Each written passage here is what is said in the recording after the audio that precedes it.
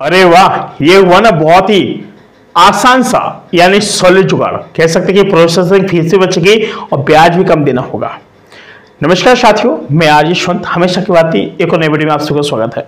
साथियों, आपको पता होगा कि पैसों की आजकल हर किसी को जरूरत होती है, लेकिन पर्सनल लोन के बारे में सोच रहे हैं तो एक बार एफडी पर लोन की सुविधा के बारे में जान लीजिए। जो लोग पर्सनल लोन के बारे में सोच रहे हैं, पर्सनल लोन की सस्ता में जो उसकी तुलना में सस्ता लोन होता है और आपको बता दें कि इससे भी कई सारे फायदे भी होते हैं। जैसे काफी सारी चीज आपने देखी होंगी कि जो पैसों की जरूरत कभी भी किसी को भी पड़ सकती है। भाई कोई भी व्यक्ति हो, भाई हम आप कोई भी हो सकता है। आज के इस दुनिया में प्रत्येक व्यक्ति को पैसे की जरूरत है, लेकिन जब पैसे की जरूरत होती है तो पूरी ना हो तो लोग पर्सनल लोन का सहारा ले लेते हैं।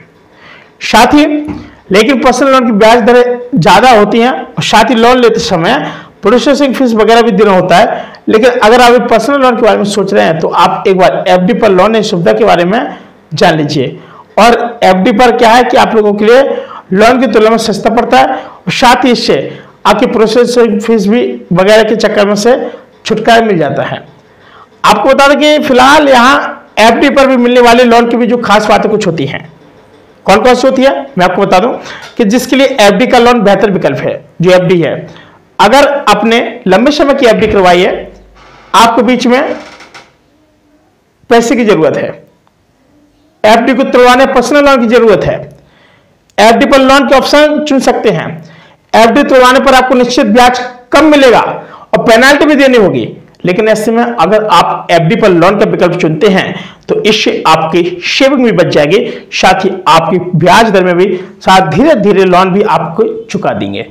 भाई लोग क्या करते हैं कि आजकल एफडी करा लेते हैं। लोगों को लगता है भाई हमने बहुत सारे रुपए है लोन ले लिया, काफी सारा नुकसान हो रहा है, कई प्रकार की बातें आने जाती हैं।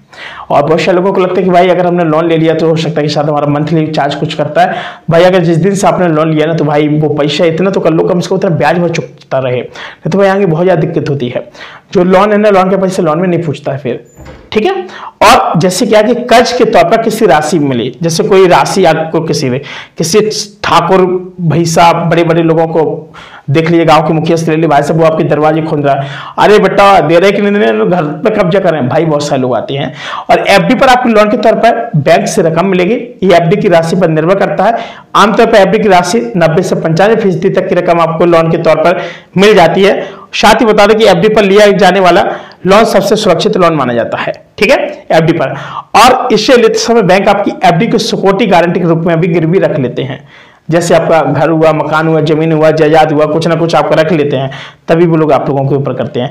देखो भाई सीधी बात है, अगर आप बैंक में लोन लेने जा रहे हैं तो वो कहते हैं भैया क्या बीघा जमीन है आपकी, कितने बिस्सा जमीन है, कितना बीघा है, कितना हेक्टेयर है,